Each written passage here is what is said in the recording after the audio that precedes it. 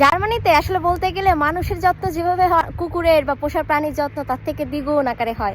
এখানে কুকুর বিড়ালকে এত আদর যত্ন করা হয়, মনে হয় যেন কুকুর হয়ে জন্মগ্রহণ করাই মানুষের থেকে ভালো। আমার এখানে এই যে বক্সটা দেখছে, কুকুর যদি রাস্তাঘাটে পায়খানা করে তো কুকুরের পটি সেই মালিককেই আর কি রাস্তা থেকে পরিষ্কার করতে হবে, এবং সেই পটি পরিষ্কার করার জন্য তারা কিন্তু একটা ব্যাগ ক্যারি করে। তো কেউ যদি ব্যাগ ক্যারি করতে ভুলে যায় তো এখানেই দেখেন ব্যাগের অপশন দেওয়া আছে, তো আপনি হচ্ছে এখান থেকে ব্যাগ নিতেও পারবেন, তারপরে হচ্ছে পটিটা এই বক্সের মধ্যে ফেলে দিবেন। দেখছেন কুকুরের সিম্বল দেওয়া, এই যে এখানে হচ্ছে কুকুরের পটি ফেলতে হবে, আর হচ্ছে এই যে ব্যাগ, এখান থেকে ব্যাগ নিতে পারবেন আর এখানে ফেলে দিবেন, মানে রাস্তাঘাট ময়লা করার কোনো ব্যাপার নেই। আমি যখন প্রথমবার আসি তখন দেখেছিলাম, তো এখন ইউজ টু হয়ে গেছি।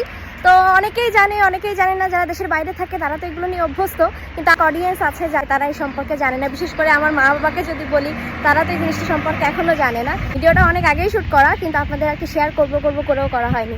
তো কেমন লাগলো অবশ্যই কমেন্ট করে জানাবেন।